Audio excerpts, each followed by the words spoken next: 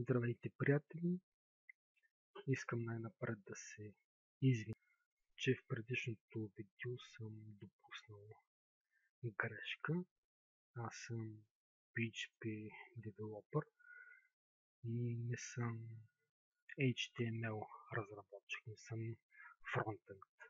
Аз съм бакенд и не ми се налага толкова често да пиша HTML и затова съм допуснал грешка в писането на футъра. Сега веднага по най-бързия начин си я поправям.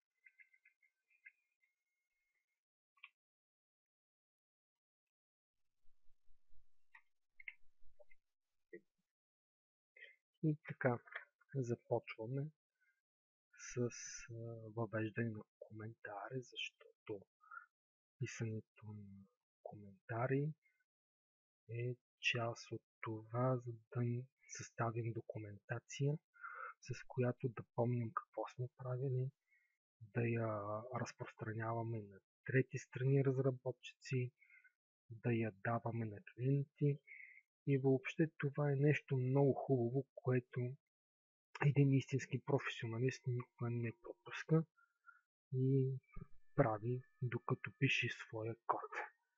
Това са добрите практики. По принцип никой в началото не ни учи на тези добри практики, но усвояването на тези добри практики е нещо много важно за истинския разработчик, за истинския програмист.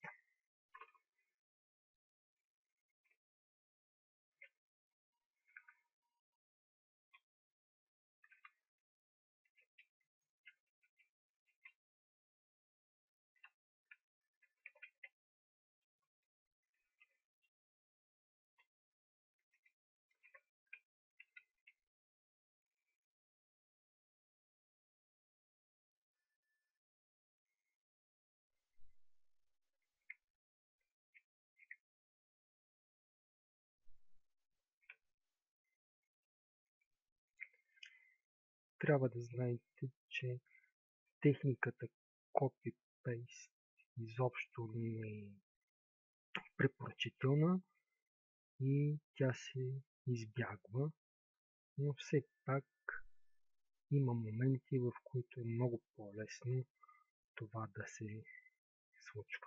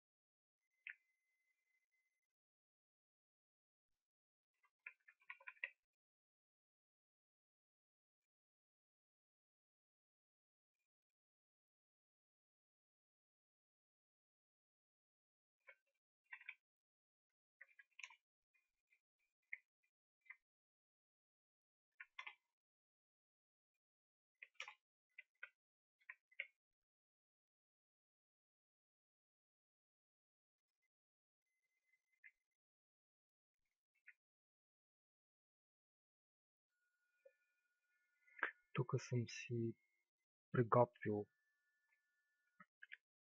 една малка част.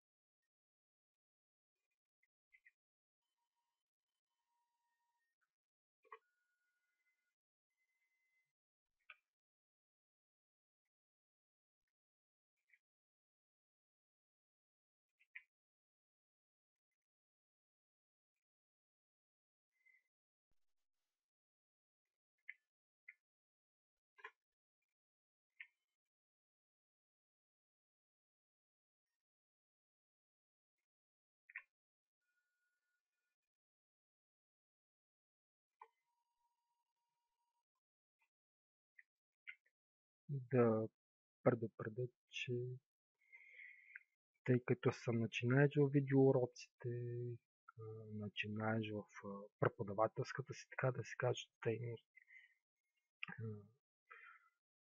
мога да допусна грешки, но винаги приемам коментари, споделяне, да се покаже, нали, къде съм сбъркал, препоръки, идеи, всичко каквото ви дойде. Така че дайте обратна връзка на това, което сте видяли, за да мога да повишавам качеството на видеото, на преподаването, на уроците, на какво искате да виждате. Задавайте всякакви въпроси, стига да мога компетентно да отговоря. Аз ще го направя.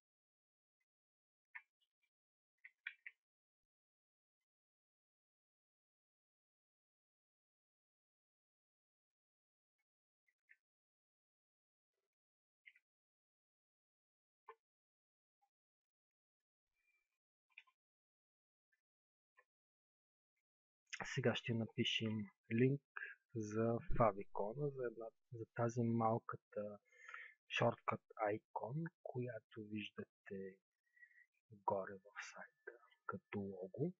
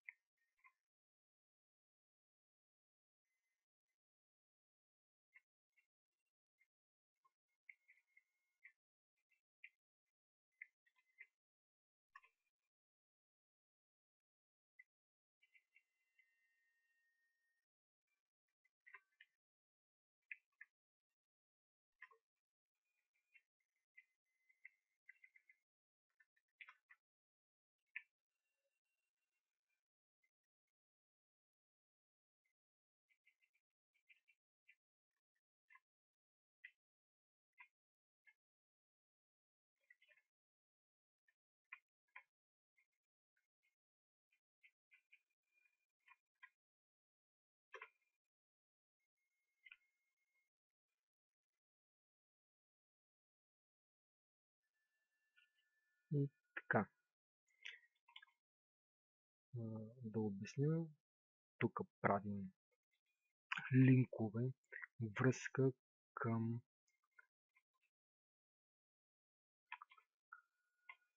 нашия CSS, към файловете, които са застилизирани на страницата.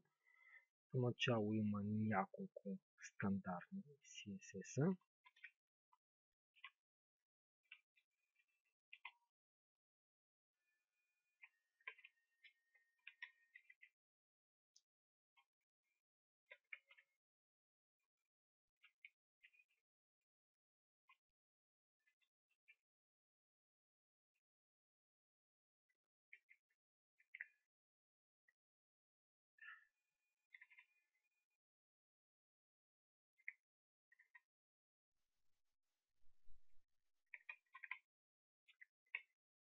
CSS за reset, който дава ресетва, анулира абсолютно всички настройки на CSS, за да може всякакви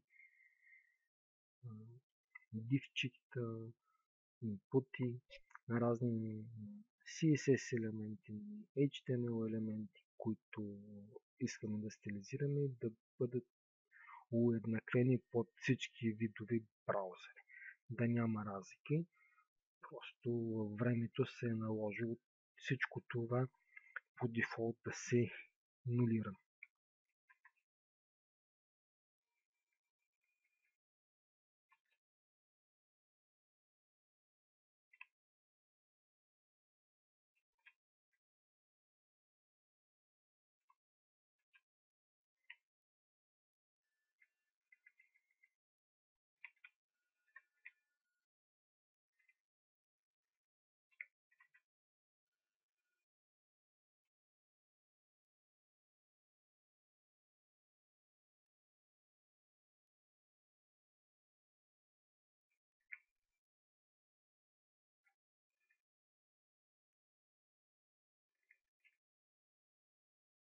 Позволявам си копи-пейст за по-бързо,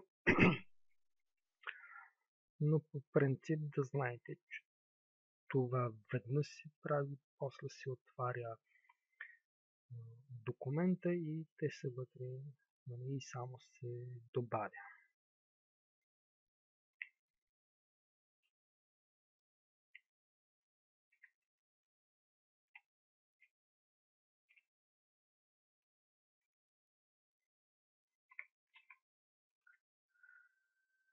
Втория CSS е така наречения Bootstrap. Някой е измислил Responsive Design тема, която ни дава на готово с допълнителни настройки и ние няма смисъл да преоткриваме топлата вода, ползваме всичко на готово.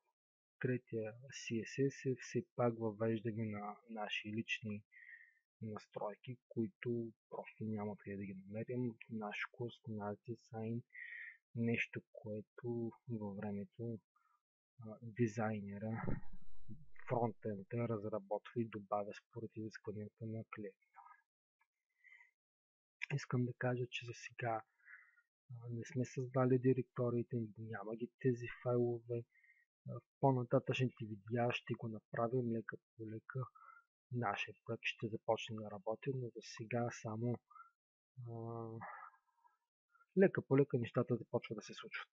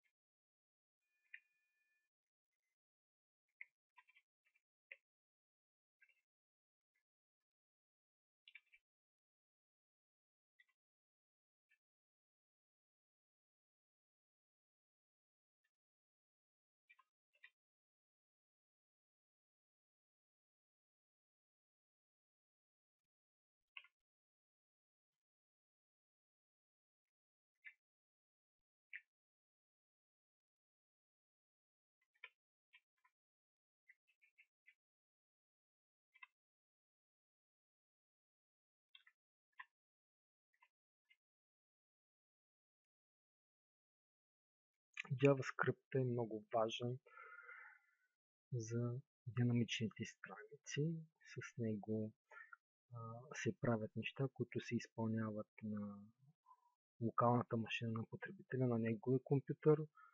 JavaScript служи за презареждане на част от страниците.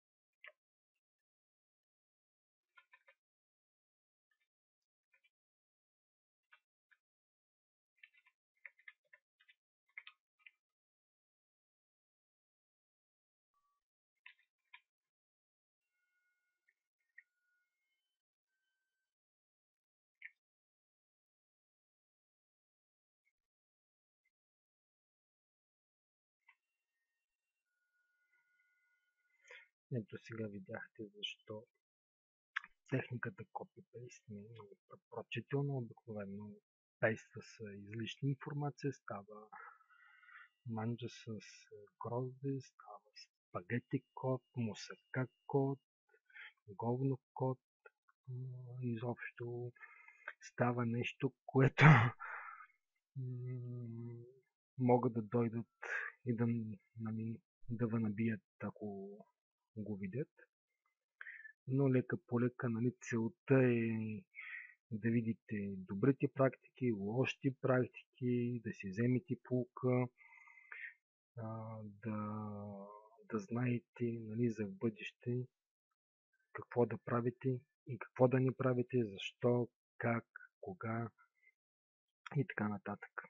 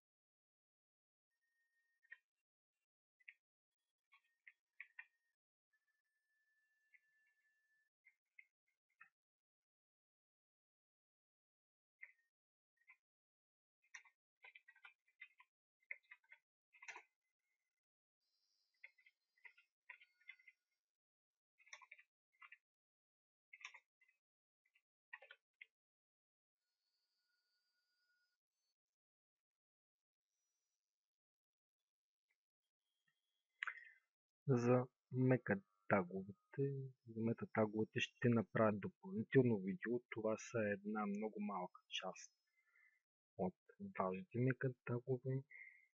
Те са полезни за SEO-то, за Search Engine машините.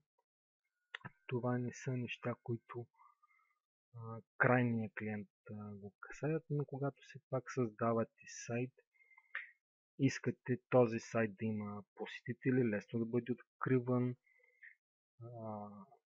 и за много други неща, които по принцип има SEO специалисти, менеджер специалисти, по рекламата специалисти, които се грижат сайта да бъде посещаван, да носи парички, да бъде изобщо печеливш.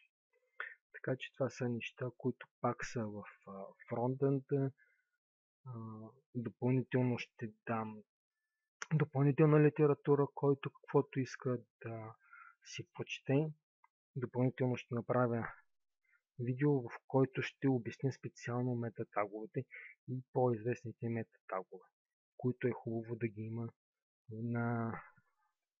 на вашия сайт. Така. Това е урок. Значи урок 2 е за коментарите, които са добра практика, които трябва да свикнем да ги има, да ги четем и така нататък. Благодаря ви, приятели, за гледането на видеото. Допълнително ще кача видеото, за да можете да се го гледате. Допълнително ще кача изходния документ в GitHub. Благодаря, довиждане.